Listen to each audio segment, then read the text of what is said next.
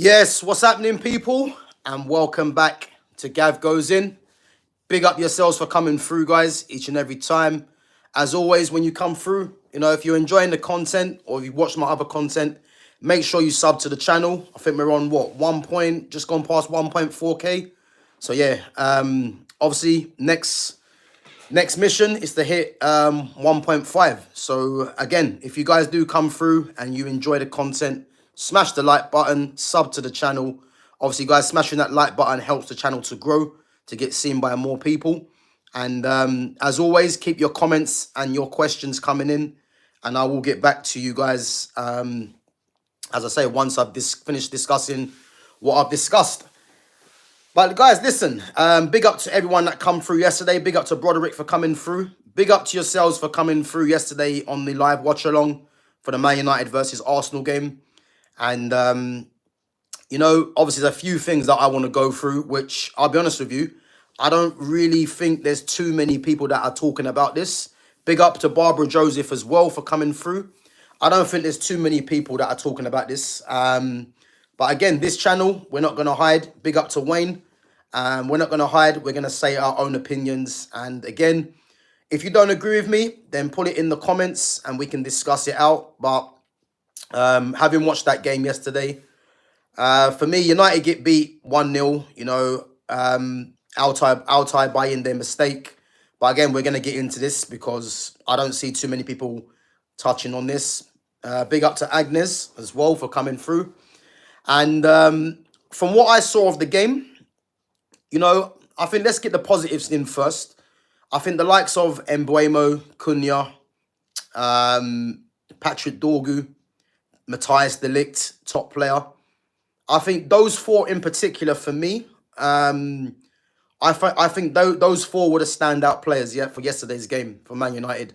And I think we can be confident going forwards. When you've got players of that quality in the team, you'd expect United to get over the line more times than not, On the whole, do I think United were better than Arsenal? I mean, they were. I mean, Arsenal weren't great, let's be honest. And I think if you're an Arsenal fan, you must be quite concerned going into the rest of the season with a performance like that. I know people might say, if you're winning games when you're playing badly, it's a good sign. But I just think if they play, a lot of the better teams, big up to Rehan Moller from the UK, man. Big up. If they're playing a lot of the better teams, Arsenal, I think they're gonna come unstuck, But I think their fans will be looking at it. We haven't played well, and we got over the line. I think that's the way they'll actually see it. But I think there was a lot of concerns with what Arsenal did yesterday. But all in all, 3 points, and they're gonna move on. Big up to Arvind as well. Guys, keep your questions and your comments coming in. As I said, I will get back to you guys once I've finished discussing what I'm going to discuss. But as I said, Arsenal getting the 3 points, Man United losing the game. From what I'm seeing, a lot of people think United have played well. I think the standards for me are at an all-time low. I think from what I see, as I mentioned, there was a couple of good performances from the likes of Matthias de Ligt. And as Wayne has said, de Ligt deserved man of the match. For me, he was the best player for United, along with, I thought Patrick Dorgu was good as well again. But ultimately, United lose the game. And I want to get into Altay Bayindir. Now, as we already know, Altay Bayindir isn't good enough to be a Man United first choice goalkeeper. He isn't, So I'm not going to pile in on Altay Bayindir because, as we know, Onana didn't play, and people have their their opinions on both goalkeepers who they think are not good enough. And again, I'm not going to be here, to just say, whether these keepers are good enough, because from what Onana's shown, he hasn't been good enough. But I do think Onana does definitely have something still. Bayindir doesn't fill me with any confidence, even though I thought with the ball at his feet, Bayindir was actually very good. And the way he was playing out from the back, was impressive. So, again, that's something that you can tell that they've been working on during pre-season.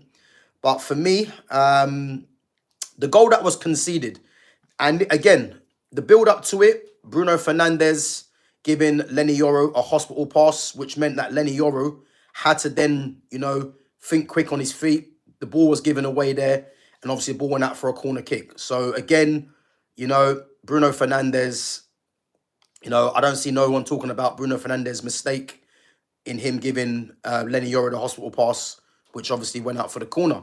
Now, guys, if we actually check the corner, and I don't see no one discussing this. I haven't seen anyone discussing it really, actually. And what I would say, although Bayindir needs to be a lot stronger, he needs to get a better fist of it. I do agree with that. And maybe he could have gone with his right hand. Who knows, But let's check the build up to that goal, because I think a lot of this is going over people's heads. If you actually watch it, yeah, Saliba and Mason Mount are tussling, to get into position. And people are not going to like this, and bearing in mind, Mason Mount had a decent game. I thought he was decent, to be fair. I think in the first 10 to 15 minutes, he was probably United's best attacker at the time. I think the way that he was keeping the ball was good. He created a chance for Mbeumo as well with a great through ball.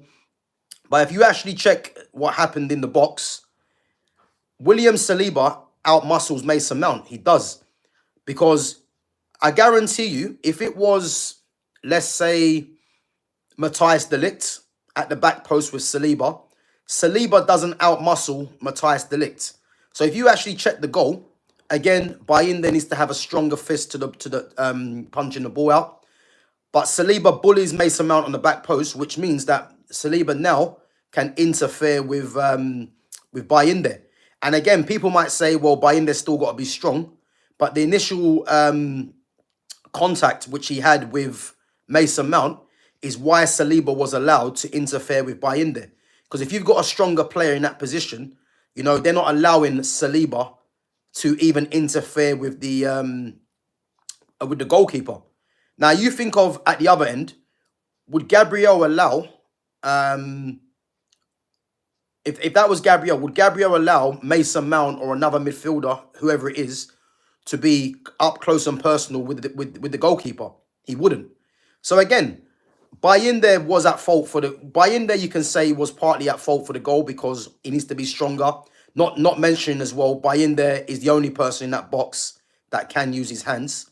But if you actually check the initial contact, it was because Saliba dominated Mason Mount in the box, which is what led to Bayindir having to step back, recorrect his position, and ultimately get a poor punch to the ball.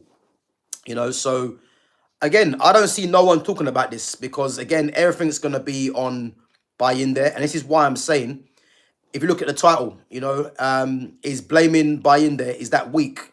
For me, it's weak because I look at what I just spoke about with the Mason Mount thing. I look at the fact that, again, team selection from this manager. I don't care what anyone has to say about this. I'm hearing people say that he was right starting Diogo Dalot. Nope. Because the reason he should have started Ahmad is because it's about intent. If he starts Ahmad in that game, you're showing Arsenal that you mean business and you're going to attack them. Because who's to say Ahmad wouldn't have got in a certain position in the game to create a chance for maybe an Mbeumo, maybe a Cunha. These things do happen. But the fact that he started Dalot, you're automatically letting Arsenal know that you're going to be slightly defensive. And again, big up to Dylan for coming through. As I said, I don't care anyone that wants to come on and debate the opinion. That's what it's about. But as I said, the fact that he started Dalot, and before the game, I did say Dalot's going to start. It was obvious.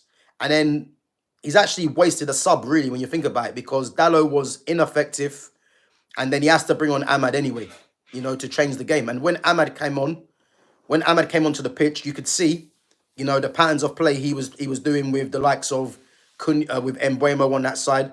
And as I said, it was a case where that was a wasted sub because I can't actually remember anything that Dalot did in that game. So for me, Amarim, again, there's problems with his manager. He's hell-bent on playing his favourites. And it's a problem. It's a problem. And I said before the game, Ahmad was not going to start because he has to justify in playing again his friends. But to bring Ahmad on the pitch, as I said, wasted sub. And as Nubis says, big up Nubis, nepotism, 100%. I'm seeing a lot of people thinking United were unbelievable. That's not the game that I saw. I thought United were good in parts of the game. Some of the playing out from the back. I thought some of the playing out from the back was good. But again, this was against an Arsenal team that, as I said, Arsenal will be counting their lucky stars, really.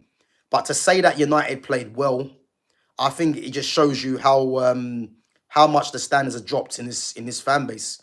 Is that we're now just accepting anything. And I, for one, I'm not going to lower my standards. As I said, from what I see good performances from the likes of Cunha. Cunha getting the ball from deep. Carrying the ball, being a threat, and which again we know that anyway with Cunha. Embuemo, some of his touches were good. Again, you can see Embuemo's not fully fit, but he will get up to speed. I thought Mason Mount, as I said, I'm not Mason Mount's biggest fan, but I thought Mason Mount, in terms of when he had the ball, he did show bits of quality, but ultimately, just a bit of a nothing performance in the end. I thought first half he was okay in the first half, but ultimately, no really clear-cut chances, you would say. Patrick Dorgu was a threat. And as I said, guys, with Patrick Dorgu, and I said this in the live watch along yesterday. Patrick Dorgu for me, big up to Jay. Patrick Dorgu for me is United's answer to Alphonso Davies. I think Dorgu can be Alphonso Davies on that left-hand side with his pace and his power. And again, I think Dorgu would be more effective as a left-back, doing a similar job to what Alphonso Davies does and just patrolling that whole left-hand side. So I think Dorgu gets better and better and better with every game, and I think he was one of the standouts for United. Again, the shot that he hit off the post, was very good. But ultimately, United lose the game. And as I said, I don't want to downplay, that United were good at parts of the game in the first half. But ultimately, it's a loss again. Ultimately, the performance in comparison to what I've been hearing wasn't that great, and I'll stand by that. And again, if you have a difference of opinion, put it in the chat, man, and we can debate it out, because I don't think United were great. I'll be honest. I think it was more of the same, and you just got better players in attack. You would say the likes of Embuemo and Cunha in the wide areas, or Cunha playing through the middle. That was probably the difference, So I'm not sure where this praise for United is coming from, if I'm honest, I mean, people will talk about the stats. Again, I don't care about the stats, because the most important stat is that United got beat. And whether it's from a Bayindir mistake, whether Mason Mount should have been stronger in the box, to not allow Saliba to interfere with Bayindir. All these things can be looked at. But ultimately, United lose the game, and it makes now Ruben Amorim under pressure. Because I did say before this game against Arsenal is crucial. Regardless what happens in the game, he needs to at least not lose. The fact that he's lost now, and I put a poll out this morning at 10:30. So if you guys get a chance, check out the post. How many points do you think Ruben Amorim needs in these next 4 games?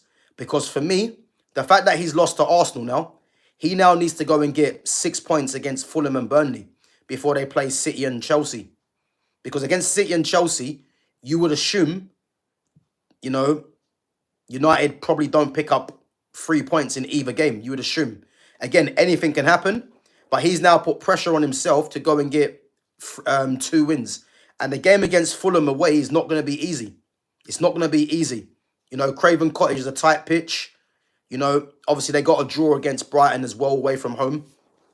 So they're going to be fancying their chances to at least, get at least a point there.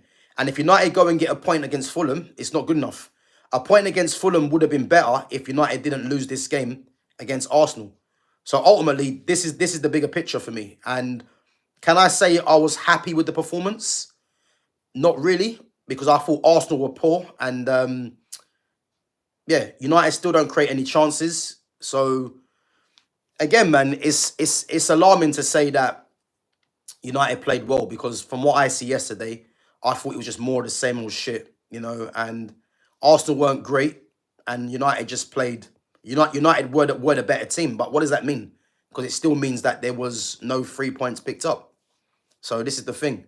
Guys, I want to get through your questions now, and then we're going to get into the player ratings, because I want to see where we stand on the player ratings. But I'll get into some of your questions. But big up. We got 10 likes, guys, so at least smash the like. There's 38 of you in at the moment. If you're enjoying the content, again, make sure you smash the like button. Make sure you sub to the channel, and keep your questions and comments coming through. So Wayne Griffin says the Lit deserved the man the match. 100%. The Lit was very good. Dominated Gyökeres throughout the game. To be fair, I thought it was actually a good contest. I thought in terms of physicality, I think they were both giving as good as they got. There was an instance in the first half where Gyökeres actually did put the Lit on the floor. But Gyökeres is actually just quite a strong guy, so it's not really surprising. But the Lit, for me, won that battle, hands down. And as I keep saying, when the Lit's in the team's better. It's a lot better when the Lit's in the team. He's United's best defender, and he deserves a lot more praise than what we're seeing. And as I said, a great performance from the Lit. Arvin says, are you an Arsenal fan? I'm not. I'm a Man United fan. Big up for coming through. Wayne says, Arsenal hyped up Gyökeres just for him to have a stinker. 0 shots and only 4 completed passes. Again, I'm not Gyökeres' biggest fan. I don't really rate Gyökeres. So when Man United were linked to him, I'm glad United didn't sign him, because I don't really rate him. I think in terms of his numbers in Portugal, which is why everyone wanted him, but I was always of the opinion that I don't really care how many goals he's scoring. I look at his general play, and his general play for me is not something that I want to see as a striker for United. And yesterday, again, you can say, he's not fit enough. There was some runs he was making, which, again, he wasn't being found. But again, that's about building relationships with your attacking midfielder or your midfield.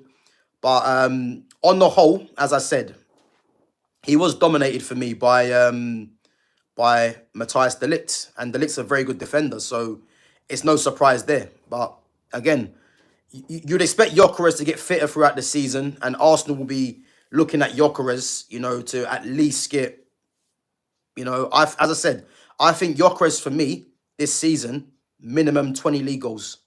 Not GA, 20 league goals. I think that's a minimum. And I think that's a fair target for him to hit, Miza Momo says, I've told you before, Gyökeres will be a flop. Am I right? You're not right, really, because it's one game. So, again, I don't rate Gyökeres, but to base it off of one game, I think is a bit over the top, in my opinion. Do I think Gyökeres proves to be, the player that Arsenal think he's going to be? I'm not too sure. But again, they've brought him in to score goals. And again, he's drew a blank so far. But again, there's 37 games left, so we have to wait and see. But again, I'm not his biggest fan. But to say that he's flopped, it's one game, man. So we have to wait and see. So Stewie A. Simpson says he was just butterfly hunting. He was supposed to command his 6-yard box, push players out of the way, and get physical without fouling. Yeah, part of that I agree. As I said, he's the only one in that box Bayindir that can use his hands. So if we want to be critical of him, we can say, yeah, he can use his hands. As a commanding goalkeeper, you should be putting your presence in that area to let everyone know you're there. I do agree with that. But if we're looking at the initial first contact between Saliba and Mason Mount, Saliba was just stronger than Mason Mount. It's as simple as that. Because, as I said, if you've got a more physically imposing player up against Saliba that is moving Saliba out the way, Saliba doesn't engage with Bayindir. So again, a lot of people are not looking at this. Yes, you can say Bayindir needs to be a lot stronger, He needs to get a better fist to the ball. But look at the initial contact. Mason Mount got dominated by Saliba at the back post, which allowed Saliba then to go into Bayindir, which meant that Bayindir's punch was weak, which meant that Calafiori on the back post headed it in. This is what happened, guys. It's not a lie. Go and watch it back. Go and watch it back. Yes, Bayindir we can say needs to be better, but Mason Mount was dominated at the back post by Saliba. And I can guarantee you this now. If you put Matthias de Ligt, if that was or if that was the other way round, let's say Gabriel was defending that, there's no way Gabriel gets pushed out the way by a United midfielder, whether it be Mason Mount, Bruno Fernandes, whoever, to allow that goal to happen. This is the difference. So you can blame Bayindir for not commanding the box properly, but also you have to look at Mason Mount and think you need to be stronger there. Again, I've not heard anyone mention this, but big up to Stewie. Big Pimp Magic says, do you rate Arteta? I don't rate Arteta. I'm not making no secret of that. Arteta, for me, should have been sacked 3 years ago. You know, to finish second 3 times in the league, people might say that's a good achievement. But let's be honest, that just means you're the first loser. Simple as that. The amount of money that he spent, Arteta, you know, under a different manager, I don't want to say this, but under a different manager, you know, someone that's proven, I think Arsenal at least win a league title, maybe even a Champions League with the money that's been spent on them. So to answer your question, I don't rate Arteta. I never really have. You know, I think he's fortunate to still be there. And as I said, this season is Arteta's judgment day because he has to win a Champions League or a league title. Otherwise, what's going to happen? Are we going to say he needs more money? He needs more time? So it's going to be his judgment day this season. So I don't believe an FA Cup or a league title or a league or a Carabao Cup is good enough. I think Arsenal as a team have surpassed that with the money that's been spent. So he has to win Champions League or a league title. Otherwise, it's a failure yet again. So CZA Production says, so should we keep Ruben Amorim or not? Listen, I'm not making no secret that Amorim, for me, should never have had this season. What he done last season, regardless of what anyone wants to tell me, you know, people will tell you he needs his own players, you know, all that nonsense. At the end of the day, he was brought in as a coach to improve these players, you know, and United being 4 points off a top 4 and them ending up 15th and losing the Europa League final, you know, and recording a record amount of losses under his tenure. That is something that, for me personally, I'm not going to forget. So going into this season, as I said, they've brought him in Cunha, Mbeumo, Benjamin Sesko. We know that a midfielder needs to come in, Carlos Baleba. We know that. But let's face it, he's a coach, which we was told, that should come in and improve players. Regardless if these players are good enough, I look at Man United's squad as a whole, and as a whole, this squad shouldn't be in the bottom half. It shouldn't be, you know, and he's been brought in better players. Again, there were good things yesterday, you know, parts of the play in the first half, which you can say, you know what, yeah, you're quite happy with that. But ultimately, United lose the game, regardless if they want to blame it on, you know, the goalkeeper mistake, whatever. But ultimately, no clear-cut chances being created, same old nonsense, and United lose. And now, again, he now has to go to Fulham and win the game. So again, I don't get any enjoyment out of saying should Amorim stay or not. The reality is he shouldn't have been going into this season as Man United manager. If you're a proper Man United fan, you would actually agree to this, not keep saying he needs his own players. So for me, he shouldn't have seen this season, regardless if he didn't have his players or not. Because I just don't understand how you can have that kind of a season. If he would have won Europa League, I would have said, you know what? He's earned his right to get another season, even though the league campaign was shocking. But the fact that he had a poor league campaign, lost the Europa League, and people were still saying he deserves players, he deserves time. Listen, he's been given his time this season, and now he's got to deliver. It's as simple as that. So for me, I said he's got 5 games. He's got Arsenal, Fulham, Burnley, City, and Chelsea. He now has 4 games, guys, because the first game was a loss, regardless of what anyone wants to say. And as I said, if he doesn't beat Fulham, Burnley has to be a win. But for me, if you don't beat Fulham and you beat Burnley, you now have to win either Chelsea or Man City or Chelsea. Simple as. So I'm not making no secret that I don't believe in Ruben Amorim. I don't believe Amorim's here for the long term. His team selection, is crazy. His over reliance on his friends that he keeps playing. So yeah, I'm not supporting Ruben Amorim. I don't think he's going to be there for the long term. And but if he gets positive results in these next 4 games, then again he's going to buy himself time. And again, I'm not someone that's going to come on there and start saying, get this manager out by any means. If you're being real with yourself, you should know that this manager doesn't deserve time, really. And these next 4 games, let's see what he's got. That's what I'm going to say. So just Stewie says, you can't play fullback as a wingback and expect him to be effective. Again, this wingback system that he wants to play, this 3-4-2-1 system, the wingbacks have to be wingers. It's as simple as that. I'm not a fan of this system because I think the way that I see this system, it's actually pointless because you're losing something in attack because you're having an extra defender at the back there, really, which really you can have an extra midfielder or an extra attacker. Now, the things with Ruben Amorim is that I don't want to see Ahmad as a wingback. I'm making no secret that I hate seeing Ahmad play as a wingback in his system. But what I will say is that if you are going to play Ahmad has to be in this team. I don't want to hear that he played Dalot because Dalot's more defensive and you're playing against one of the best teams in the league. I don't want to hear that because if you're going to play Dalot, you're letting Arsenal know that you're going to be slightly defensive.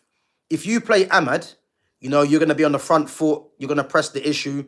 And who knows, Ahmad could have played his part because he has got the quality in being able to create an opportunity for the attack and get a goal. So it would have changed the flow of the game. But starting Dalot is negative from the get-go. So again, having fullbacks as the wingbacks, you're naturally saying to the opposition, you're going to be slightly defensive. So you have to play wingers in this system at wingback. Patrick Dorgu, as I said, I prefer Dorgu as an actual left back, in my opinion. But Dorgu as a wingback, because he's got the physicality and he's got the pace, it's fine. But you have to play Ahmad if you're going to play Ahmad there. Even though I hate seeing Ahmad play there, but just play wingers in the wing backs and be more attacking. So it's crazy, man. Big up to Henry. So Caesar Day said, "Do you think we should stick with Ruben Amorim?" I think I've already answered that. The answer is, as I said, he's got 4 games. If you check the poll out, guys, that I done this morning, how many points do you think Amorim should get? So I think it was 7, 8, 12, or 6. I think it might have been. For me, he has to get, after this loss, I would say 7 or 8 points. I think 12 is too much, if I'm honest, because that means beating Man City and Chelsea. But if we're being realistic, he has to get between, I say 7 or 8 points for me, which means beating both Fulham and Burnley now. Because if you beat Fulham and Burnley, he's going to have a cushion against City and Chelsea. But I think if he gets anything less than 7 points, he has to go for me. He has to go. Because the next 5 games ain't going to be easy. Big up to Diane Bellingham. Big up Diane for coming through. Caesar Day says, for me, Mason Mount has to go. I mean, the Mason Mount one, I think it's pointless saying Mason Mount has to go because the reality is this season he's not going to go. He's on 250 a week. He's got number 7 on his back and he costs 60 million. So Mason Mount's one that we're going to have to revisit next summer, unfortunately. But I'm not going to come on here and, again, if I don't rate certain players, you're never going to get me just criticizing them just because. I'd always give my honest opinion. And for me, I'm not a massive fan of Mason Mount, but to be honest with you, he actually was decent on the ball yesterday, which we know he is. He actually had a decent game. But ultimately, is Mason Mount good enough for where I see Man United going? He's not. So just based on that, is he there for the long term for me? I don't believe he is. He's not. But this season, he's going to stay at United. And in next summer, this is when, for me, United have to look at moving him on. But yesterday's game, I thought he was actually okay. So, yeah. But big up, man, anyway. Big up to Sean Twed says, United no higher than 9th for me. And again, are you saying United no higher than 9th because of the manager? Because I look at this squad right now, and I'll keep saying it. United, for me, with what they've got right now, between 10th and 8th, I would say. I think if United can somehow get Baleba, and I still have hope that it happens, I would say definite top 6 for me if Baleba comes in. Under this manager, I'm not confident. So, again, under this manager, I think between 10th and 8th is what should be aiming for. I think a better manager and Baleba coming in, top 6 minimum for me. That's how I see it.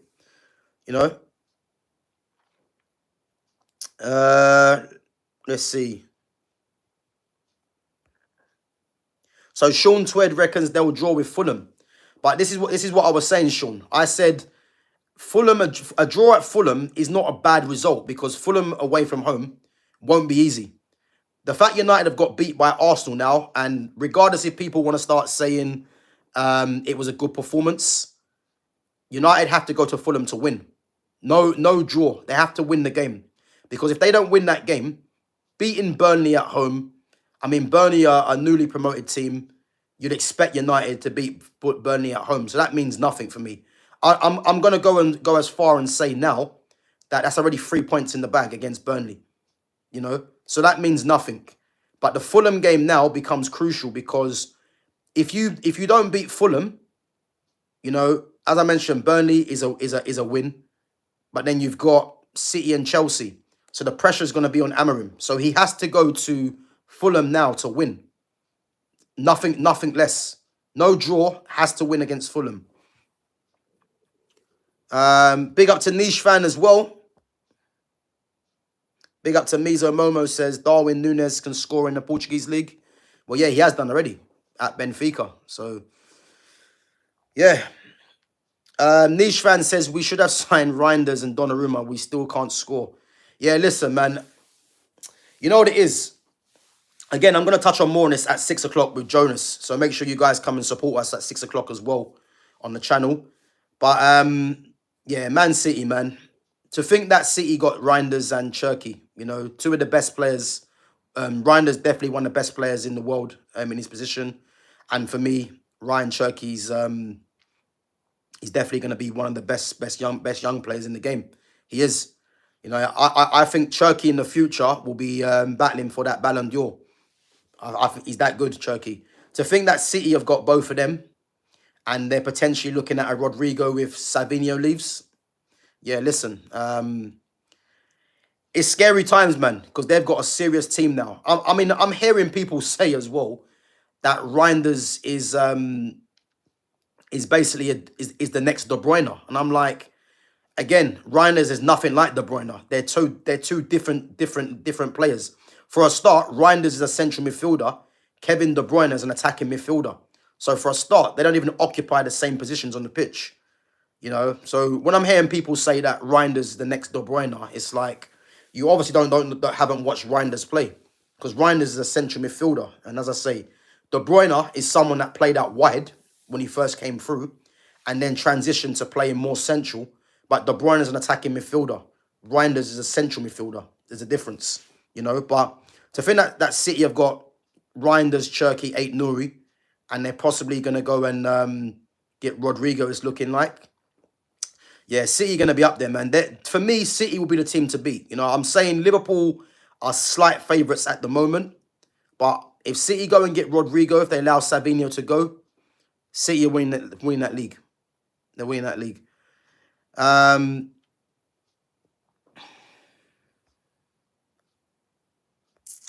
Nubis says Arsenal's not the right club for him. For me, Gyökeres will do better at a club that build around a striker. Sesko is the better choice for Arsenal. I mean, to be honest with you, it's early days, but I just got a feeling that how is he going to keep Havertz and Gyökeres happy at the same time? Because as we know, Arteta likes Kai Havertz, and Havertz suits their system a lot better. The problem is, when you sign Gyökeres for how much he was bought for, and we know that Arsenal need goals in their team, especially through in the striking department. You know, how's he going to keep both of them happy? Because I'll tell you this for free, Kai Havertz being Arsenal's highest paid player, is he going to settle for coming off the bench every time? And then if he does start the game and Gyökeres is on the bench, how is Gyökeres going to adjust to that? So again, that's something for Arsenal to think about, because I don't see throughout the whole season you keep both of them happy. So that's one to watch, man. But yeah, I think it's early days to see if he's going to suit their system. You know, I think if we give it the next 5 to 10 games and it's still the same, this is when they're going to have problems. Wayne says, do you think Benjamin Sesko is the right man to lead the line? If not, who is? If I'm honest with you, I don't think Sesko's the right guy, you know. And that isn't saying because when he came off the bench, he didn't really do much, you know. He's fairly ineffective. I've never hidden my reluctance for United to sign Sesko in the first place. Sesko for me wasn't a player that I think United should have signed, but obviously Ineos have seen something in him. You know, obviously they've been chasing him for a while, but for me, I was never of the opinion that United should be signing Sesko. But he's here now, and again, I think if you've got a front line of Xerxes and Sesko through the middle, Mbeumo, Cunha, Ahmad, and they play like Mason Mount there as well.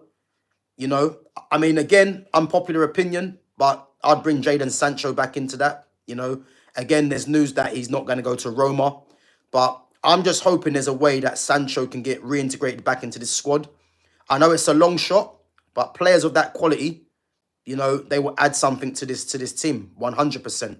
So, again, Sesko for me shouldn't be the main starting striker. You know, I'm still going to say Joshua Xerxes fits this team a lot better with his quality. But again, if Sesko's not the main striker and he's someone that can interchange with Joshua Xerxes at times as the number 9, then fair enough. But to answer your question, Wayne, I don't believe Sesko is the long-term striker for United. And purely because I just don't think Sesko has that amount of quality for me to think that. Again, people might disagree, but it is what it is. Blue Edit says Goldbridge was putting all the blame on Bayindir, at least from my point of view. Yeah, but listen, I don't care about guys like that. Like, they have their own opinion. I have my own opinion. These people, because I think I know you're talking about, because I've actually heard of this guy. I think he runs a channel called United Stand. But listen, them people have their own opinion. I have my own opinion. But if you're putting it all on Bayindir, it's because a lot of these people can't think outside the box, you know. Blaming Bayindir is the easy thing to do, you know. Why not look at the fact that, as I said, Mason Mount was bullied at the back post? That's a bigger thing for me. He was bullied at the back post, which allowed which allowed Saliba to make contact with Bayindir. The facts are, the majority of this fan base want a new keeper, and again, I hear it. But if you're just going to go in on the keeper and disregard anything else, it's showing that you've got an agenda, and this is the problem. Because yes, Bayindir could have been better, but look at the fact that Bruno gave the ball away. Look at the fact that or he put Lenny Yoro under pressure. Look at the facts that, you know, Mason Mount got bullied on the back post. Look at the facts that Ruben Amorim picked a poor lineup. You know, all these things come into it. So again, football's about opinions. Everyone has their own opinions, but if anyone's just going to blame it solely on Bayindir, you know, it's, for me as a fan base, it's weak. You know, I look at things better than that. Man United as a club need to be better than that, not just blaming it on just Bayindir, you know, because there's still no clear-cut chances that are being created. That's a bigger issue for me, you know. But big up to Blue Edits. Um, Doc Marshall says you are boring, brother. Dropping statements for clout. You will gain more Rickles reviewing than real Arsenal fans. So Doc Marshall, if you're still in the chat, first and foremost, at least put a cohesive sentence together, you know, and rather than just coming on there and just talking nonsense, you know, 'cause again, you're watching me. You're not forced to be here. Rather than coming there talking nonsense, at least construct a proper sentence and let me know what you mean. Because what you're saying there doesn't make any sense. But listen, you're watching me and not the other way around.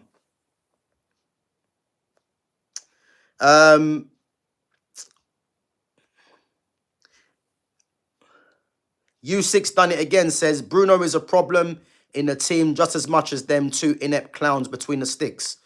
But listen, Bruno's been a problem for years. Like, people don't want to talk about Bruno Fernandes. There are people out there that have been onto Bruno Fernandes that have seen the light from time, you know. People are only starting to come around to the idea now with Bruno, you know. Bruno Fernandes has been a problem ever since he first stepped foot into the club. Because when Bruno came through at United, this fan base was just wanted someone, because Jesse Lingard at the time was playing as a 10. And they needed someone, you know, other than Jesse Lingard. Obviously, Bruno came into the team. And again, because we're in an era now that people just care about numbers, Bruno came in and got numbers. But that was to the detriment of the team. Because Bruno playing as the 10, the amount of times he was vacating the midfield, which allowed the midfield to get attacked on, was because he was more interested in getting numbers for his own gain. You know, and then fast forward, you know, the guy's still at the club. He's the captain of the club. He does whatever he wants, plays every game. Is there any surprise why this guy, you know, since he's been captain of the club, United have recorded their worst ever finishes in the league? Is there any surprise? Again, it's not solely on Bruno, but the problem is Bruno is at the hub of it. You know, he's ill-disciplined. You got his compatriot manager that wants to shoehorn him into the team. He plays every minute of every game. And the problem is now, you're hearing people say now, Bruno's better in the 10. Yeah, which is laughable. And I'll tell you why it's laughable. Because if let's say we go with this notion that Bruno should be playing in the 10, that means you're leaving at the likes of Sesko, Xerxes. Because if we're saying Cunha and Mbuemo play, what are you going to do with Sesko? What are you going to do with Xerxes? What are you going to do with Mason Mount? Kobe Mainu? You got 4 players there. If Bruno somehow plays a 10, which is not going to happen, you're leaving out 4 players. So Bruno in himself is a massive problem for this club. He has been for years. And as I said, it isn't just yesterday. He does this every game.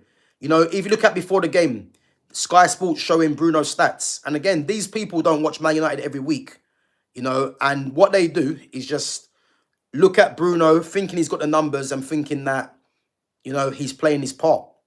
Bruno's always going to get numbers because he plays every game. He's on every set piece, every corner, you know, every penalty, plays every minute of every game. You know, every time he gets the ball, the team feel they have to give him the ball because he's been given that responsibility. So is there any surprise why this guy just gets stats after stats? There's not. You know, look at when he plays for Portugal.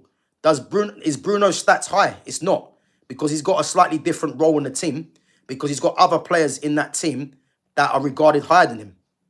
That's the facts. But at Man United, he's been given everything. And when he's getting his numbers, you know, it's no surprise. I would much rather Bruno Fernandes get less numbers, but played better and help the team out. That's what I'd prefer. But again, as long as he's there, Amarim's going to play him every week, and he's going to be getting game time, you know, every minute of every game. And it's going to be to the detriment of the team, because this manager is shoehorning him into the team at the expense of others. And again, we'll get onto the player ratings after, because again, we're going to get onto Kobe Mainu as well. Kobe Mainu receiving no minutes, but why are we surprised? But big up to you. So problem is, players like Mount, Bruno and Ahmad weren't doing enough to control the ball in the penalty area. They were clearing the ball instead of doing simple crosses or passes. But again, this team reverts to type. You know, the way this team plays is just get the ball in the box. There was an instance in the game where Bruno had the ball, and it's like because Sesko's now come on, and all you hear is Sesko has a massive, has a great leap on him. He's very good in the air. Bruno got the ball and just tossed the ball into the box, and Sesko couldn't get any power on the header. But why not build up the play? Not every time just keep putting the ball in the box. And that was highlighted as well why Amorim brought on Harry Maguire. Because Luke Shaw had a decent game, to be fair. But he brought Harry Maguire on. I don't want to hear that Luke Shaw can't play 90 minutes. Like, you got another 10 minutes of the game. If we're adding 15 minutes, let's to be fair, if we're adding on stoppage time, you mean to tell me Luke Shaw's played, what, 80 minutes and he can't play an extra 15 minutes? He just wanted to bring Harry Maguire on the pitch because he couldn't take the licked off. You know, he couldn't take off Lenny Yoro. But he wanted to bring Harry Maguire onto the pitch because Harry Maguire is a threat in the air. And again, it's just reverting to type. Put the ball in the box, let Harry Maguire get a head onto the ball and get a lucky equaliser. Again, this team doesn't change. It's the same old shit. So, yeah, it's madness. But, again, the way this team plays, I'm not seeing much difference. I'll be honest, you know. And as Yusik has said, Amorim's too negative and reactive, not proactive, and reflects the board. 100%. 100%. To be fair, the board have got players in, you know, so I'm not going to just crash it on the board. I think in terms of the Baleba one, I'm still disappointed. Hopefully that gets done. And Baleba will make a massive difference to this team. And the reason I want Baleba at this club is because Baleba now gives Ruben Amorim a massive headache. Because if Baleba comes in, he starts, which means you now have to pick Amorim between Bruno, Casemiro, Ugarte, if you want to play Kobe there, because Baleba plays. And that means now you've got 4 players battling for one position in midfield alongside Baleba. And then if you want to play Bruno in the 10, as I mentioned earlier, that now means you're going to have to leave out the likes of Mount, Xerxes, Sesko, if you Ahmad, if he wants to play Dallo. So there's massive issues for this team selection with Amorim if Baleba does come in, because Baleba does start. There's no doubt in he starts. But then you're gonna have one game a week, and you're gonna have unhappy players, you know, on the bench consistently if you want to keep shoehorning Bruno Fernandes. This is the problem. This is the problem it's gonna create. So yeah, we'll have to wait and see what happens there. But he is reactive, man. I mean, his substitutions are predictable. I said before the game, he's going to bring on Ahmad for Dallo. You know, I got absolutely every prediction right from the subs. Ahmad for Dallo, Maguire for Shaw, Sesko will come on from Mount. It's obvious what he's going to do. It's so obvious because he's not going to take Bruno off, you know. Cunha and Mbeumo are not going to come off because they're new signings and the fans will turn on the manager if he brought either one of them off as well.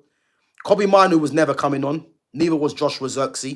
Because if you're going to bring on Kobe Manu and Xerxes, it means you've got to take off either Bruno, Cunha, or Mbeumo, which ain't going to happen, you know. And then you look at the one that surprised me was Ugarte for Casemiro. You know, I thought he would have gone a bit more attacking.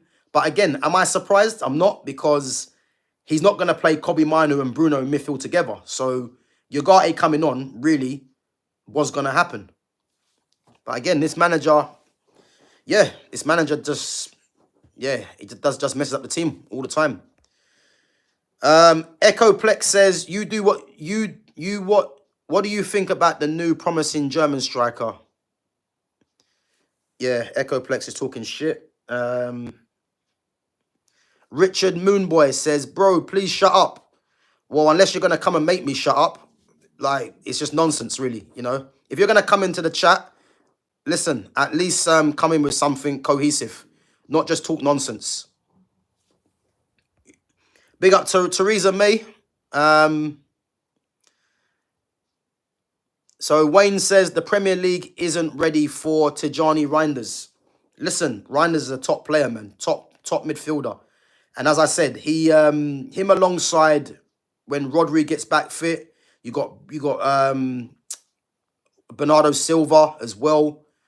You know, are they going to get another midfielder in? Nico Gonzalez had a decent game as well against Wolves.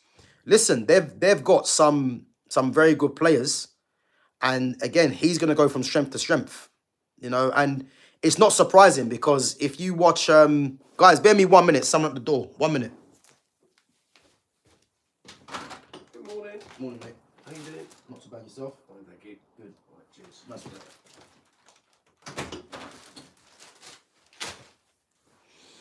Another every delivery.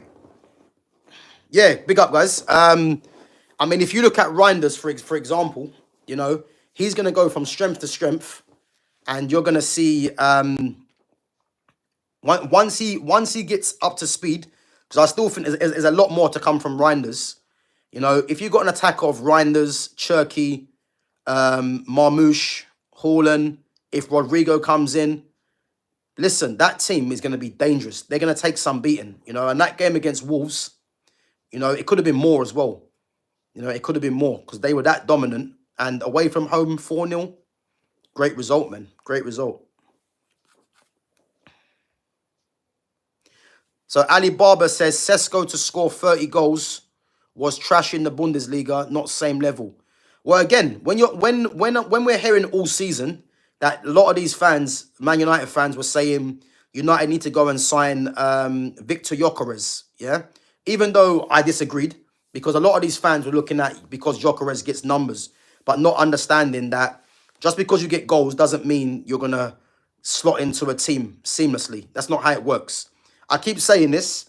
When you've got the likes of Cunha and Mbeumo in the wide areas, you know, that are goal-scoring wide forwards, you do not need to go and get a number 9 striker that is goal-hungry. You need a striker that can facilitate and link everything all together. So when you're getting a lot of these fans saying Victor Gyökeres, and all of a sudden now, you know, they've pivoted towards Benjamin Sesko, a guy that got 13 league goals, doesn't really make sense. 13 league goals in the Bundesliga doesn't make sense, you know. I was like, no, you got Xerxes there. If you want to go and get a striker, go and get a Premier League proven striker like a Mateta, you know, like a Johan Visser, or even an Ivan Toney, which was a bit of a hard one to do. But to think that United have now gone to Sesko, and again, I don't think Sesko's shit, but do I think Sesko should have been signed by Man United? I don't. But he got 13 league goals, Bundesliga goals. So why is that now acceptable when originally we was told go and get Gyökeres because he gets goals? Doesn't make sense, does it? You know? Big up to the Joker, says Sesko, Cunha, Mbeumo and are going to do bits for United. I wanted Sesko at Arsenal. He's suited much better to us than Gyökeres. Yeah, well, I mean, again, Sesko needs to get up to speed, doesn't he? But Blue Edit says, Man City fold against us like Haaland. It's going to be either De Ligt or in Maguire's pocket. Don't know about that. Don't know. We'll have to wait and see, man. So that's coming up, what? That's the fourth game. Away from home. It's going to be difficult. So Hansi Flick type system at Man United would work. Unfortunately, he went to Barca. Yeah, again, but Hansi Flick's a top coach, man. Yeah, but listen, Hansi Flick plays a 4 at the back, man, and again, he's got different quality. He's got better quality in his team. So Man United have got quality, but I just don't trust this manager to play the right team. That's it. That's just what it is.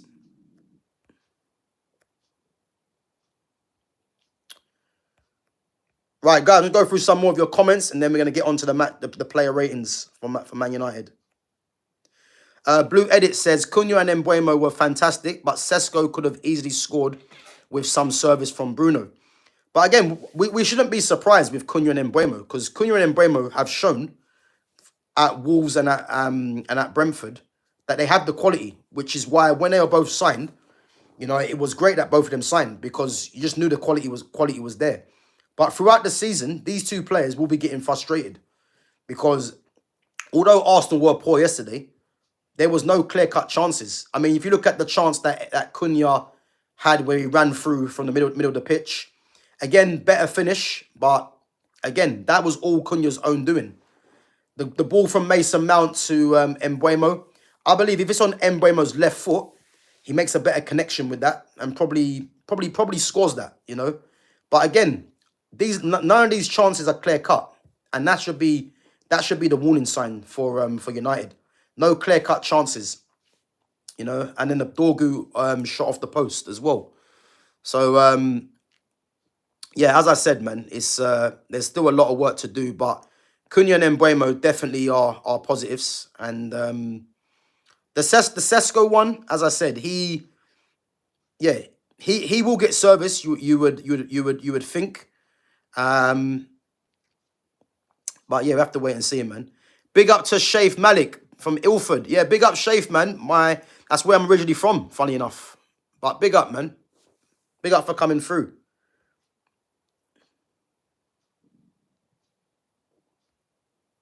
Big up to Barbara Joseph as well. Guys, come on. There's 43 of you in there. 17 likes.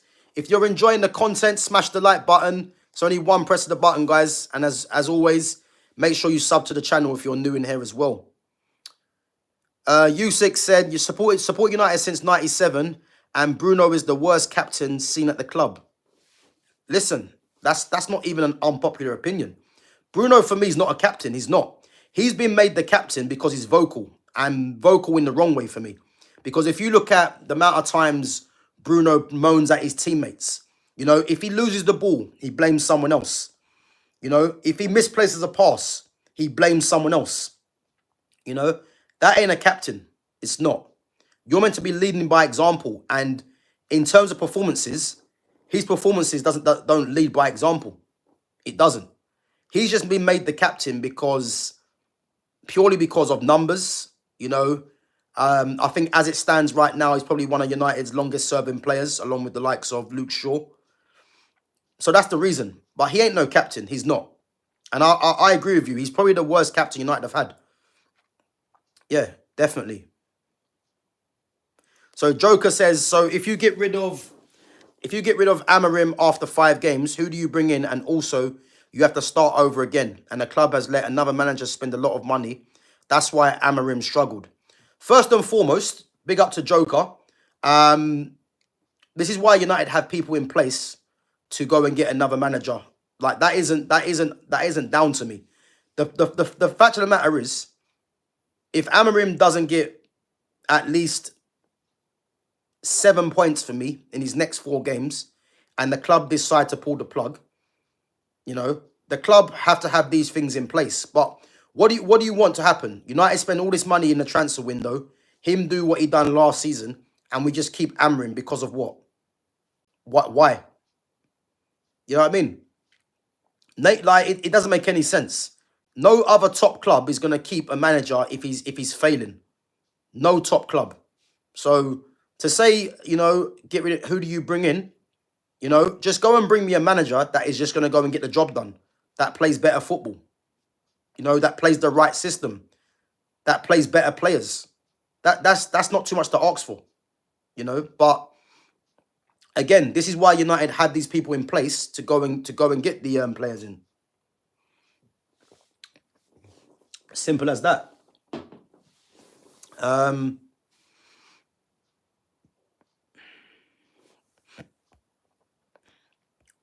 Big up to Daniela Iacona as well for coming through.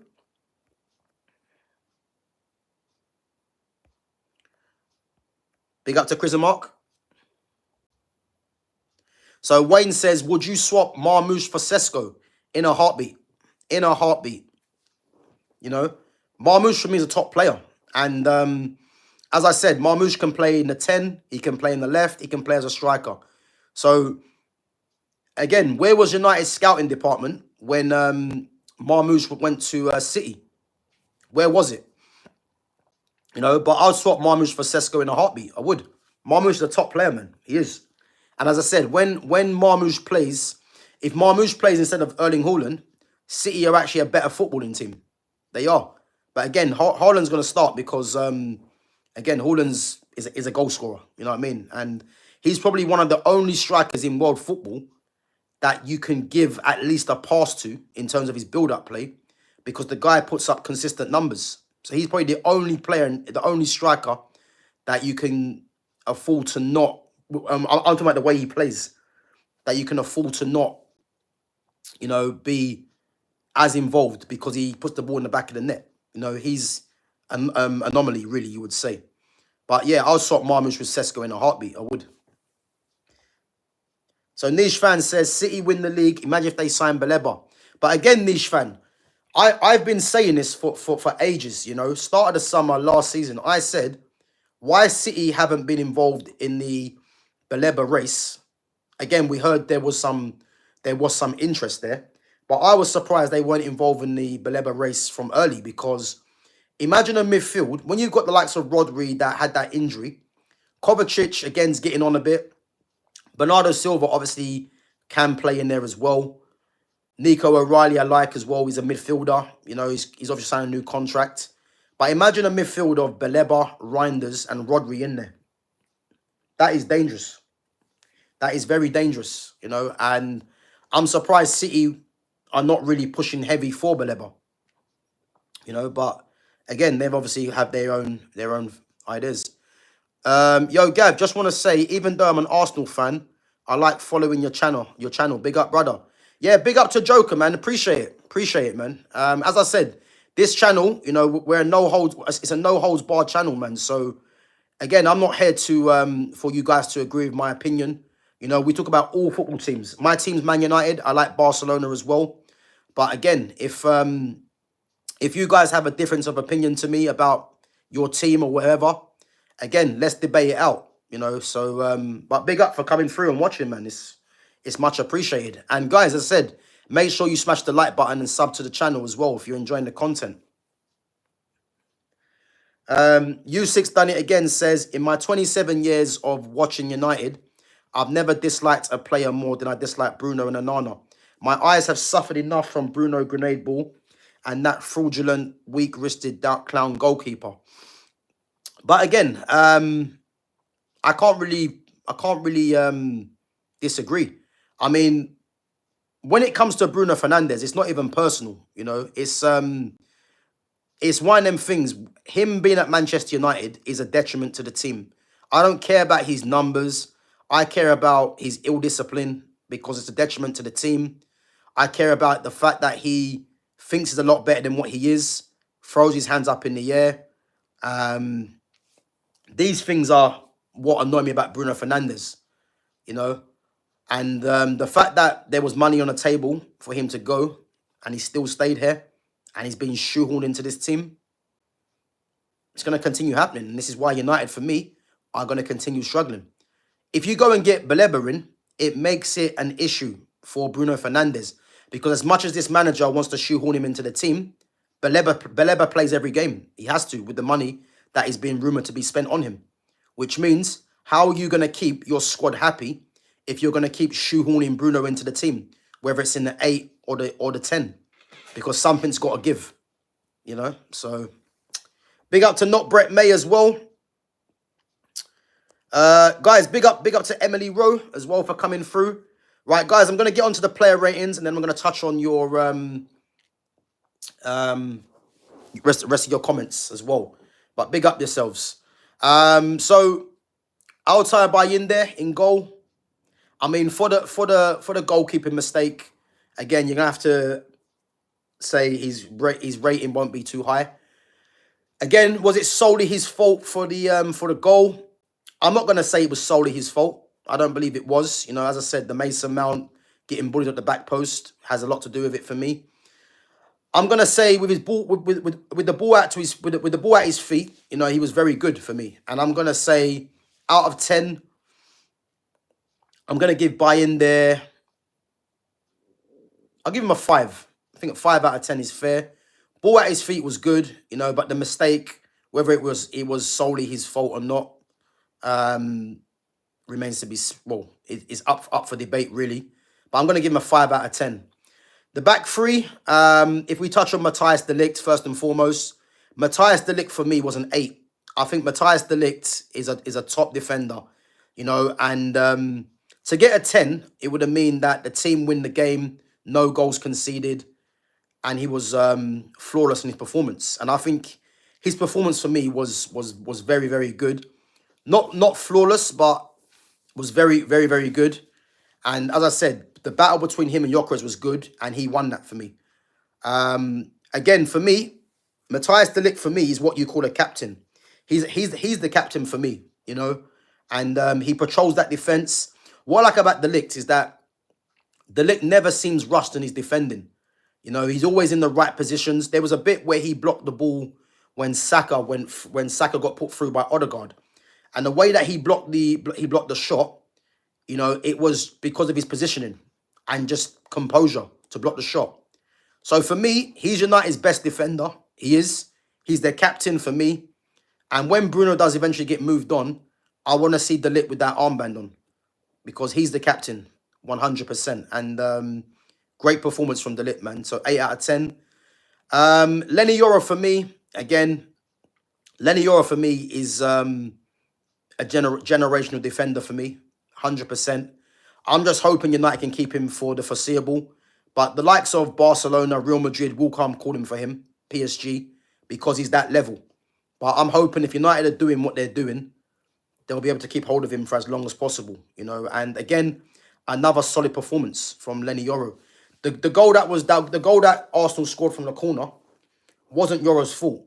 Bruno played him a grenade ball, as someone else said in the chat earlier, or a hospital pass, which meant that Yoro had nothing else to do but kick the ball, which meant that it was given away, but then he tried to rectify and ball went out for a corner. But that was down to Bruno Fernandes, you know. So, again, for me, Lenny Yoro, great performance. I'm going to give him a 7 out of 10. I don't think he was better than de Ligt, but a 7 out of 10 for me was more than enough because I thought the whole defence was good, to be fair. Luke Shaw, again, I thought had a steady game, solid game. I just find it funny that Luke Shaw has somehow found his way back into the lineup, you know. And again, Luke Shaw as a left side centre back, he's actually a very good player at left side centre back. He's never going to play wing back no more for United because he hasn't got he hasn't got the legs, you know. And when you're playing in that position as well, when you're having to run up and down, there's more risk of injury. So him playing left side centre back, he's actually solid. But the fact that he's found his way back into this team is funny. But I thought today, decent game. I'm going to give him a 6. In actual fact, I think I'm going to give Lenny Yoro a 6 as well. You know, Lenny Yoro wasn't bad, but I think de Ligt was definitely an 8. And both Luke Shaw and Yoro had a good game. I don't think they were great, but I thought they done their job. So I think a 6 is fair for me. Moving on to the wing backs. I'm not going to waste too much time on Dalot because he's a waste of time in this position. I think Dalot in this system is a right-sided centre-back, you know. In a 4-2-3-1 or a 4-3-3, he's a right-back, you know, and I think he's a lot better there. But this game offered absolutely nothing. So I'm going to give Dalot a 5. You know what I mean? I didn't think he was good at all. Didn't think he did anything. You know, I think if we're giving 3s and 4s, it means they were absolutely shit. And I don't think he was shit, Dalot. Neither do I think Bayindir was shit. But in terms of good, I don't think they were. So I'm going to give Dalot a 5. And the fact that this man just started him, again, is no surprise. Because this manager just loves to play his friends, you know. And the fact he took Dalot off, waste of a signing, really, you know. Patrick Dorgu for me. You know, Dorgu for me is going from strength to strength. I think the more games Dorgu plays, you know, the more continuity he gets in his performances, relationships he builds on that side of the pitch. Again, I've already said it. He's Man United's answer to Alphonso Davies for me, with his physicality and his pace. And I think he'd be better at left back. But today, you know, his shot against the post was a great strike, to be fair, across the, you know, putting it across the goalkeeper. Great strike. I'm going to give Dorgu a 7, a strong 7. And I think he's going to get better and better for me, you know. So I thought he played well. Moving on to midfield. Casemiro. You know what? I thought Casemiro was decent. I don't think he was great. And I think there was one instance in that game. I think Arsenal broke and Casemiro, you could see it on the TV. You know, I think Arsenal broke, and it was Odegaard was driving through the middle of the pitch, and you see Bruno didn't have the legs to get back. Casemiro looked like he was struggling as well, but Casemiro managed to get back, and then Odegaard tried to come in field, and Casemiro read it and intercepted the pass. You know, I thought some of the passing he done today as well was very good. Casemiro, switching the play, but as we know with Casemiro, he's a world-class performer. He is, Again, he's getting on now. And in this Man United team, the team doesn't help him. The manager doesn't help him with the way he wants to play. But I thought today against Arsenal, I thought he was decent. I don't think he was great, but I'm gonna give him a 6. I thought he had a decent game. Decent game. And again, him coming off, the manager was always gonna do that. He was always gonna do that. So there's no surprise there, really. Bruno Fernandes, again, at fault for the goal, ill-disciplined in midfield. I think the one thing that I rated about what Bruno done yesterday's game was the touch and the pass to who was he? To Mbeumo, where Mbeumo got caught up by Gabriel. So the touch from Bruno from Bayindir's kick was very good, and the pass was good. I think that's the one thing of note that I see Bruno done well. And again, I'll give credit where credit's due. But apart from that, he was at fault for the corner that Declan Rice put in. He reverts to type, putting the ball in the box at any opportunity, hopeful balls. So yeah, for me, I'm gonna give him a 5. I'll give him a 5 because, again, the fact this manager keeps shoehorning him into the team, never takes him off, and he's ill-disciplined in that midfield. You're gonna find that very quickly, that it's going to be a problem if he persists doing this. So, yeah, I'll give him a 5. Moving on to the front three. Mason Mount spoke about already. Mason Mount played from the left. I'm not a massive fan of Mount, as I said, but I thought Mount actually had a good game. I thought he was decent, But again, the problem with Mason Mount is, how is Mason Mount going to find himself a regular player in this team? Because when you're buying Sesko for the Mount that was bought for, when you've got Joshua Zirkzee, who for me should be starting anyway, Mbeumo, Cunha, Bruno's shoehorned into the team, Kobe Manu not even getting minutes, how are you going to justify playing Mason Mount? So again, Amorim's got problems because there's too many players that you think have to play, or in his eyes he has to play. So something's got to give. But I thought what Mason Mount done yesterday, I thought he was actually decent, and him coming off again was always going to happen because when you need to put Sesko on, as I mentioned earlier, he's not taking Bruno off. He's not going to take Mbeumo or Cunha off. So he was always going to put on. He was always going to take off Mason Mount. But I thought he had a decent game, so I'm going to give Mason Mount.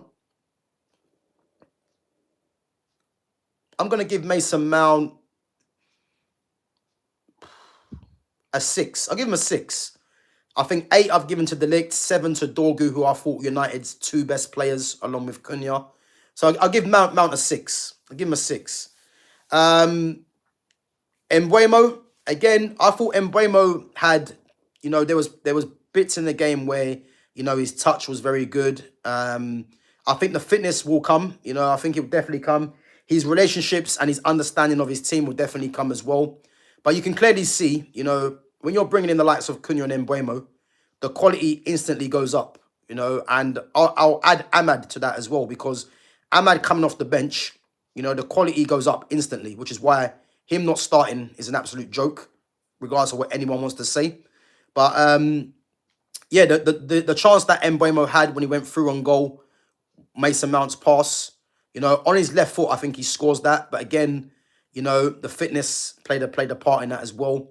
The header, again, from the Dorgu cross, decent header, but I think the pace come off the ball when it got deflected onto Mbeumo's head. But again, promising signs from Mbeumo, because for me, he's going to be a very good player for United. And his relationship with Ahmad on that side is only going to flourish. So I was happy with Mbeumo. So I'll give Mbeumo a 6 as well. Matthias Cunha. You know what it is with Matthias Cunha? He is that maverick that United have missed. You know, he's got number 10 on his back. And the one thing about Cunha, there's gonna be times in his this season, he's gonna go and have to do it all on his own. You know, because the run that he done from deep was all his own work, really. You know, again, he was quite fortunate to get through, but it was all his own work. And I think he's going to be someone that United are going to be relying on, you know, to go and do that more times than not. But some of his touches, you know, some of his passing as well was good, you know. And again, as I said, man, he's going to get better and better. But there will be times, guys, he will be getting frustrated throughout this season. I have no doubt about it because, you know, you can see there was times today where he was frustrated. But again, new signing, you know, but he will be getting frustrated, 100%. But, you know, the shot that David Raya saved, I think on his right foot, he probably scores that. But good save from Raya anyway. But yeah, Matthias Cunha for me, you know, he's a very, very good player, man. And I'll go as far and say United are lucky to have a player of that quality. So, yeah, onwards and upwards for Cunha. I'm going to give Cunha a 7, you know, because I think him, Dorgu 7, De Ligt 8. Yeah, that's fair for me. And then off the bench, you know, Ahmad already mentioned. Why Ahmad was on the bench, I have no idea.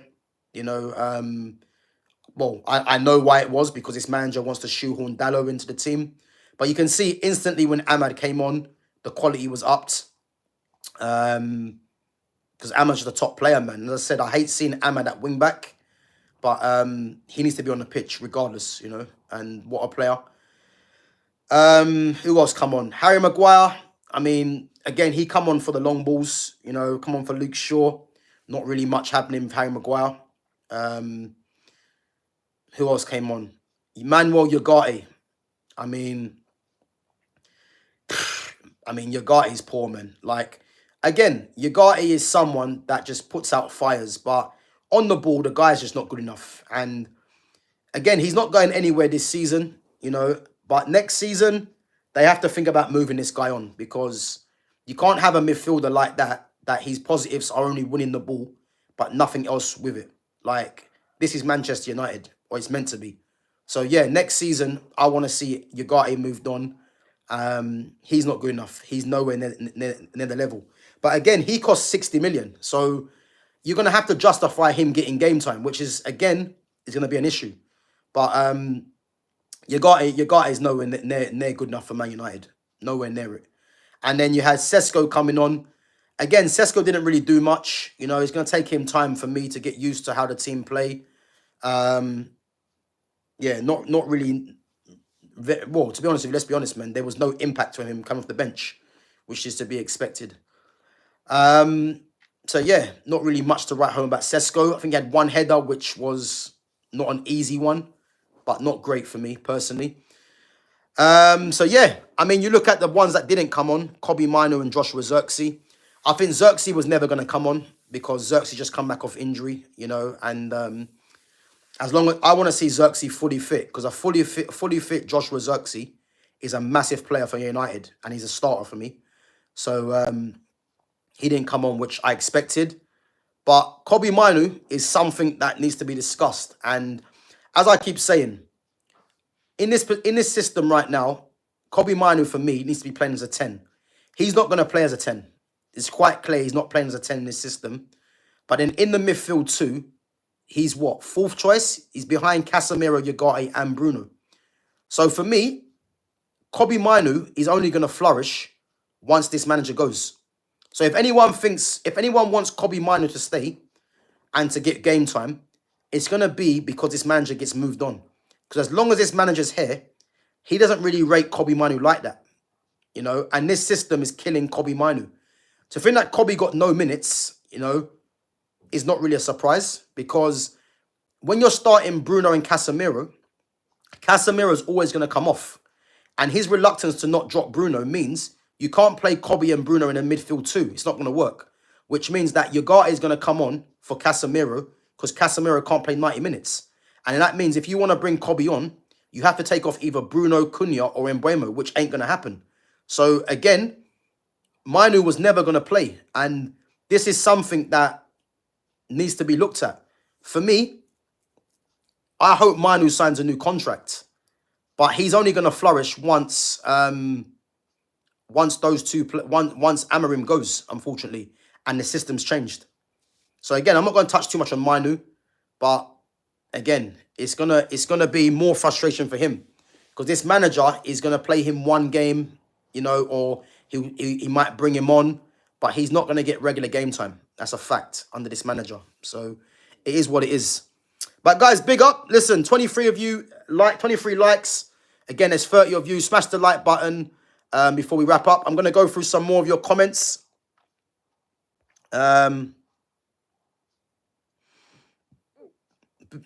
King Vegeta says, Baleba is a kid that Brighton want 100 million. That's a waste of money. No, it's not for me. Carlos Baleba is, as I keep saying, he's going to be one of the best midfielders in the world. You look at left-footed central midfielders, which are a rarity in football now. You look at the top two, central midfielders that are left-footed. You look at Eduardo Camavinga and you look at Fabian Ruiz of PSG. Now, for me, Baleba is that level in terms of being left-footed central midfielder because there isn't too many, And as I said, he's someone that money should be no issue because he's 21 years of age, and you're going to be getting, one of the best players in Europe for me, 100%. So United just need to just make sure that they get this deal over the line one way or another. Because I'm telling you this now, if they don't, do not be surprised if Baleba ends up at City, Chelsea, Liverpool, PSG, Barcelona, Real Madrid. Do not Bayern Munich. Do not be surprised if he ends up at one of those clubs because he's that level. So just go and get him signed, sealed and delivered. Easy. Listen, Wayne, Ugarte was poor, man, but he's a poor player anyway. Big up to Emily says, Man United should have played Mbeumo and Cunha at the wings. You know what it is, Emily, yeah? I wouldn't mind seeing Mbeumo play right wing back and see Ahmad as a right 10. The problem is, the fact that we're even talking about this just shows me the problem because I don't want to talk about Ahmad or Mbeumo at wing back. But this system, if you want to fit both players in, unfortunately, one of them's got to play wing back. And the likely one that's going to play wing back is going to be Ahmad. So the fact that we got to watch Ahmad at wing back is depressing because players of that quality should not be playing wing back, doing doggies up and down the pitch. Ahmad should be in the final third, showing his quality, and obviously getting Man United fans off the edge of their seat in the final third. But when he's running up and down, when he gets the ball, he's tired anyway. So yeah, it's pathetic, man. Pathetic. But who knows, man? Yeah, listen, Wayne, anyone that wants to spread hate in the chat, listen. Listen, who cares, man? If you don't agree with me, man, that's up to you. Let's debate it out. Big up to Heinz Beans Lover says opinions on Sunderland winning 3-0. So guys, I'm going to be live back at 6 p.m. with Jonas. So we're going to touch on the weekend results. So make sure you guys come through and interact there. Big up to James Trafford. Big up James Trafford for coming through, man. Man City keeper. Big up August says, what are we talking about? Football.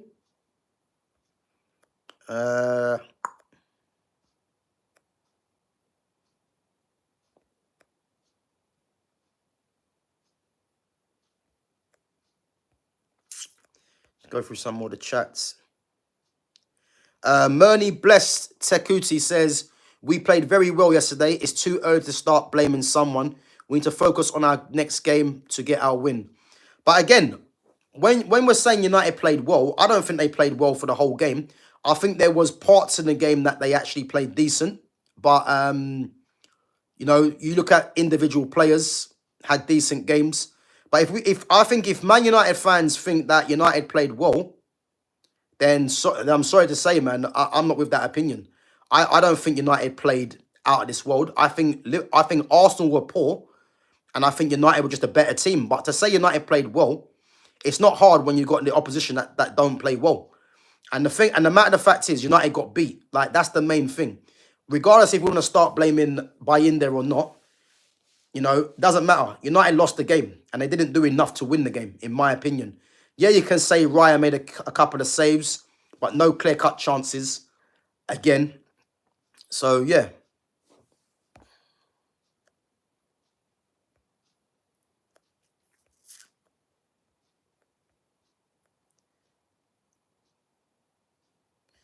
Big up to Lit Talk, says, Gav, your work ethic is very admirable. Keep going, brother. And remember, keep an eye on my AS Monaco this season. We cooking.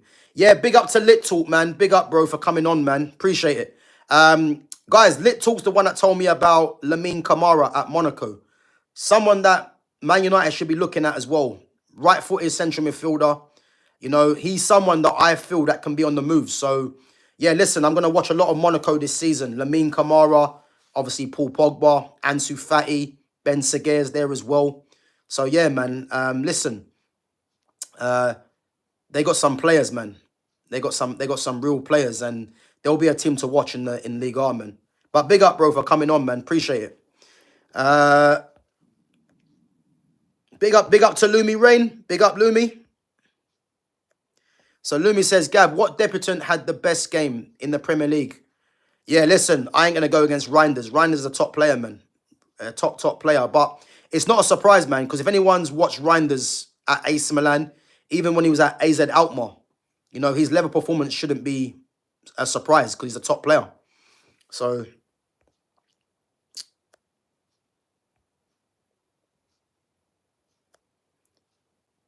yeah, listen, Wayne. If anyone thinks that Amorim doesn't favour the Portuguese players, again, it's not really a surprise. It's his compatriots, If anyone thinks that he's not doing that, then I'm sorry, man. Listen, he favours Bruno and Dalot. It's obvious. Dalot comes off more than Bruno, obviously, but he favours them too. And if he keeps doing that, expect more concerning results. Put it that way. N7 says Man United will Højlund goes. Don't know what that means, but Højlund hopefully does go. He's not good enough, and the fact that, again, I praise Amorim for not putting him in a squad because it's showing intent. Because Rasmus Højlund is nowhere near the level and has to be moved on. I don't care if Rasmus Højlund's grown a beard. Listen, he's not good enough. He ain't good enough, and the fact that he wasn't in the squad, I respect that. Get him out. Fair enough. Right, guys, we're going to wrap up in about 5 minutes. So if I don't get through everyone's chat, everyone's comments, then big up yourselves for coming through and interacting. Lumi says, I still have a feeling this Baleba deal isn't dead yet. Yeah, Lumi, I'm still remaining 95% confident that United get this deal over the line. Because I think United have got one more signing in them. And for me, it has to be Baleba. Has to be Baleba. So if United got one more signing, it's Baleba. I'm happy, put it that way.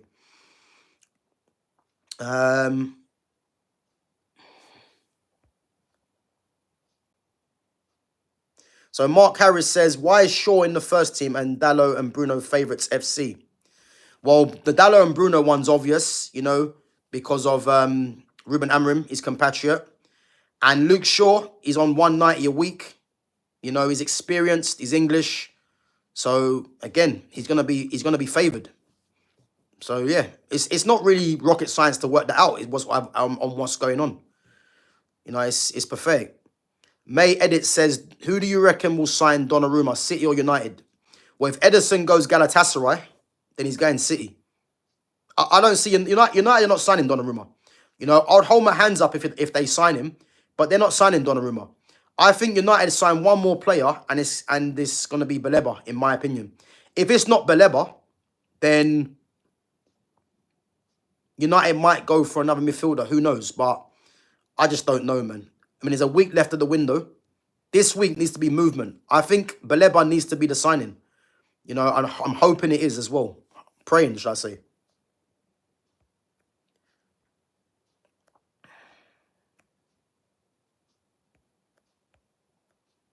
Yeah, big up, Emily. for coming on. Big up to Christian Paul as well. So Lumi's saying, Gav, I'm already seeing Club World Cup fatigue for Chelsea. I wouldn't be surprised they don't finish top 4. Yeah, big up Lumi. We're going to be live at 6 with Jonas, so we're going to touch on, obviously, the weekend roundup of the games. We're going to touch on the Liverpool game, the Man United game, obviously, against Arsenal, and then the weekend roundup. So, guys, make sure if you are watching the stream still, we're live at 6 o'clock with Jonas. So make sure you guys come on, give us your support and give us your questions and comments as always. Jonas is a Liverpool fan, so yeah, we're going to be live at 6, and we're going to discuss obviously the weekend games.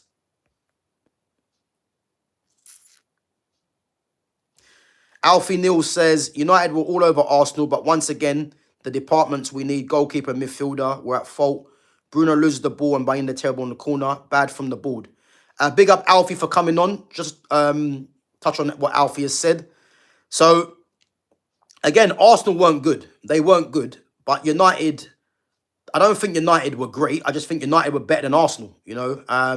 But again, what matters is the 3 points. For Ruben Amorim, this game just needed to get 3 points or not a loss, you know, and he failed, basically, yeah. So what I would say about Bayindir on the corners, again, if you've watched the beginning of the stream, Bayindir could have been better, but let's not get away the initial contact with Saliba and Mason Mount. Saliba actually physically moves Mount out the way, which meant that Saliba could engage on Bayindir, which meant that Bayindir couldn't get a proper hand to the ball. Again, you can say Bayindir's in the box. He's the only one that can use his hands, and he should have been better. But let's be honest with you. The initial contact in the box between Saliba and Mount is what caused Bayindir to fumble. Because if Mount's stronger, Saliba doesn't get onto Bayindir. And who knows, Bayindir probably could have got a good punch to the ball. So again, I don't see no one talking about that. But it's something to think about. You know, Bayindir could have been better, but Mason Mount needs to be stronger. So that's what I will say. But guys, listen up. Big up yourselves for coming on each and every time. There's 30 of you in there at the moment. If you haven't smashed the like button, make sure you smash the like button on the way out. Obviously, help the channel to grow. And again, if you haven't subbed to the channel, guys, make sure you sub. We're going to be back at 6 p.m. Later today. Obviously, me and Jonas, we're going to get through, as I mentioned earlier, we're going to talk about the weekend football and obviously touch on, obviously, his team, Liverpool, against Bournemouth. And we're going to touch on, again, Man United and Arsenal. So, yeah, make sure you guys come back at 6 o'clock. Give us your support. And, again, make sure you sub to the channel, guys. Much appreciated. Again, guys, we're just past 1.4K, on the road to 1.5. So, if you haven't subbed to the channel, make sure you do. And, again, make sure you smash the like button on the way out as well. And much appreciated, guys, you guys coming on and interacting in the chat. And Oscar says, talk about Liverpool. We're going to do that at 6 p.m.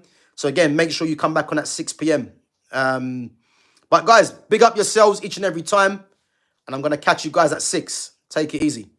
Big up to all the mods as well.